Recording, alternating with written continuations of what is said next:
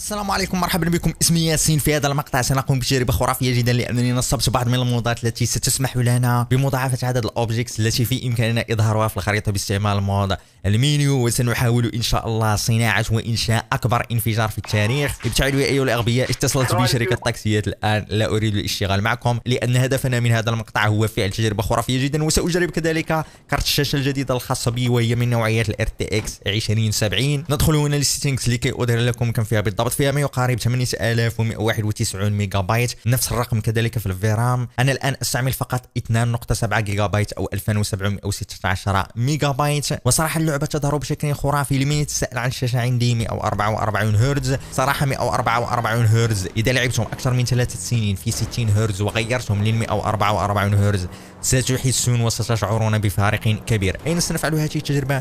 أكيد سنفعلها يا أصدقائي في مطار تريفر، لأن مطار تريفر طويل وشاسع. وكذلك نصبت أحد المودات سيرفع لنا نسبة الانفجار لما يقارب ل 100%. سنقوم بتجربة الأمر الآن باستعمال سلاح الار بي جي، لانني للتو نصبته وللتو بدات تسجيل المقطع، وهي لكي نكتشف هل بالفعل سيحدث انفجار كبير ام لا. اول شيء سنفعله سنقوم بتشغيل الحياه الدائمه، لان هذا الانفجار سيكون كبير جدا وممكن ان نموت. هيا لكي نسدد على هذه الطائره. شاهدوا الانفجار عادي جدا، يعني ان المود لم يشتغل، يجب عليه اعاده تنصيبه مره اخرى. نجرب الامر بالنسبه لتلك السيارات، لان الانفجار يجب ان يكون اكبر بكثير من هذا. نعم الانفجار هو عادي جدا، المود لم يشتغل. ساخرج من اللعبه واعيد تنصيبها، بعدها ساعود لكم. عدت لكم يا اصدقائي. اعتقد ان المود لقد اشتغل، لانني سددت تسديده غريبه جدا وحدث شيء غريب. شاهدوا سنجرب الامر الان.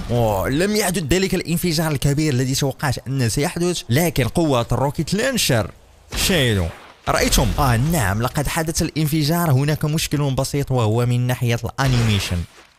نعم هاي الانيميشن الان لقد ظهرت، اخيرا ظهرت. في بعض الاحيان تلك الانيميشن لا تظهر، لست متاكد لماذا، لكن قوات الروكيت لانشر، واو دخان الروكيت لانشر. شاهدوا هذه السياره لقد طارت يا شباب فقط بسبب ريح وقوة روكيت لانشر. شاهدوا تلك السيارة. هذا هو المود الذي تحدثت لكم عنه. هذا المود فإنه سيضاعف نسبة الانفجار، وبسبب هذه التجارب التي فعلناها الآن، هذه الراية هنا حدثت لها جليتش، والآن سنكتشف هل بالفعل حاسوبي سيستطيع تحمل الأمر وسيستطيع تحمل هذا الانفجار الكبير أم لا. قبل هذا هي لكي نجرب الأمر ضد القطار. نعم ننتظر القطار حتى يأتي. لقد سمعت صوتها. هاو هل تعتقدون أن قوة روكيت لانشر هذه ستستطيع تفجير هذا القطار؟ واو شاهدوا القطار لم يحدث له اي شيء، لا يمكن تفجير نهائيا. قطار GTA 5 رايتم يا اصدقائي؟ واو شيء غريب. رغم ان الروكيت لانشر قوية جدا وضاعفنا لها القوة، الا ان القطار لا يمكننا تدميره نهائيا. الشخص الوحيد الذي يستطيع تدمير هذا القطار بالفعل فانهم هم الشخصيات القوية مثل سوبرمان، مثل هولك الى اخره. لم استطع رؤية نهائيا القطار بسبب قوة هذه الصواريخ التي انا الان في تسديدها نحو القطار. شيء لا يصدقه العقل. واو القطار لم يتململ نهائيا. مع الاسف لا يمكننا تفجير القطار، لكن ماذا لو فعلت سباونين لعدد هائل جدا من السيارات في مطار تريفر؟ ببساطة لأننا نستطيع الآن عمل سباونين لعدد هائل جدا من السيارات بدون أن تتوقف اللعبة. نصبنا عدد هائل جدا من المودات. حسنا نضع ما يقارب المئات والمئات من السيارات. ممكن أن نصل ل 100 فقط أو 80، لا يهم الأمر لأن العدد كبير جدا. فقط لكي نكشف الانفجار، لازلنا بعد لم نقم بأكبر انفجار في تاريخ لعبة GTA 5. ذلك الانفجار سنستعمل في قنابل البنزين، لأن قنابل البنزين قوية جدا، وفي إمكانك كذلك فعل سيف جيم. شاهدوا سددت ولم يحدث أي شيء. كيف هذا؟ انتظروا ممكن أن تنفجر تلك السيارات، لكن ليس الآن. حسنا سنكرر تسديد مرة أخرى. لا يصدقه العقل. هذه السيارات لا يمكن تفجيرها. لقد اقتربت. واو هناك شيء عجيب حدث في اللعبة. انتظروا نكشف. ممكن ان هذه السيارات انفينسيبل، لكن لا ليست انفينسيبل. واكتشفت شيء جديد هنا في مود المينيو. شاهدوا ويبن دامج، في امكاننا رفع الدمج. حسنا هي لكي نرفع ما هو الحد الاقصى. واو في امكاني رفعه اكثر من 20%. حسنا سنضع الحد الاقصى هو 30، لانني لا اريد صراحة ان تتوقف اللعبة. سنترك الامر على ذلك الشكل. شغلت مود الحياة الدائمة لكي لا اموت، وهي لكي نكتشف الامر الان. 3 2 1 بوم. لم يحدث ذلك الانفجار الكبير. نعم ها ولقد حدث الآن. شاهدوا في بعض الأحيان فإنها تحدث. واو شاهدوا كذلك تلك السيارة المتجمدة وصلت من مطار تريفر، لقد تحركت بسبب الانفجار. رأيتم؟ واو قوة هذا الانفجار خيالية جدا. الآن السيارات بدأت في الانفجار العادي، لكن صراحة قوة روكيت لانشر وقوة انفجار روكيت لانشر خطير. الانيميشن الخاصة بها في بعض الأحيان فإنها تظهر وفي بعض الأحيان لا تظهر، لأن أصلا هذا المود قديم وتم عمل العديد من التحديثات في لعبة جي تي اي 5. لهذا السبب ممكن أن التحديثات الجديدة منعت الانيميشن من أن تشتغل، في بعض الأحيان فإنها تشتغل، الأحيان الأخرى لا. نعيد التسديد مرة أخرى. ها هو الانفجار الآن لقد اشتغل. لست متأكد لماذا أحيانا يشتغل ذلك الانفجار وأحيانا أخرى لا يشتغل. حسنا، سنسدد هنا في الجانب. نعم، اكتشفت الاستراتيجية الآن. لا يجب عليكم التسديد مباشرة على السيارات لكي يشتغل ذلك الانفجار. صراحة هذا الانفجار قوي جدا. فجنت نهائيا ملفات اللعبة. في أي لحظة اللعبة ستتوقف. أعدكم يا رفاقي أنها ستتوقف، لأن ملفات اللعبة لقد جنت في هذه اللحظة، لم تعد تفهم أي شيء. اللعبة تعتقد أننا نسدد روكيت لانشر عادية، لكن في الأخير شاهد تلك الشجرة قد اختفت نهائيا. قمنا بتدميرها، والآن ذلك الصاروخ سيضرب في الأرض. هيا أحسنت. واو، انفجار خيالي. الآن لحظة العمل. قبل أن نبدأ العمل هيا لكي نتجه للمدينة ونستعمل هذا الانفجار في لوس سانتوس. سكان لوس سانتوس، كيف حالكم؟ معكم فرانكلين. سنسدد هناك، شاهدوا. واو سير طارت في الهواء وتشقلبت 60,000 مرة. عواميد الكهرباء كذلك. نسدد هنا، شاهدوا. تلك السيارة لم تتحرك لأني سددت بالقرب منها، لكن إذا سددت بعيد شيئا ما يلقى طارت. نأتي الآن لهذه المنطقة فيها عدد كثير من السيارات. واو، طارت الهامر المسكينة في الهواء.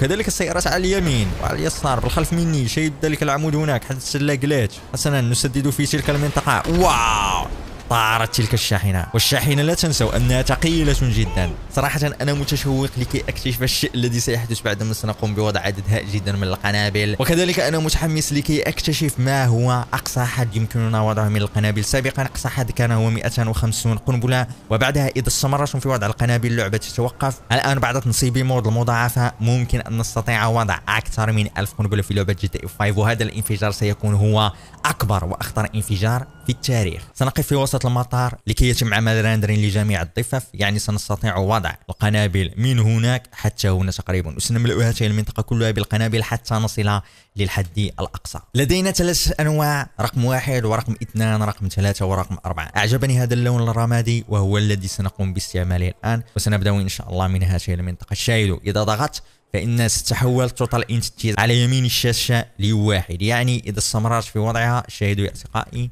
لقد وضعت الآن ما يقارب 10 قنابل، يعني سأستمر في فعل هذا الأمر حتى نصل للحد الأقصى. بعد الوصول ل 200 قنبلة، الشيء الذي سأفعله هو أنني سأقوم بعمل سيف جيم.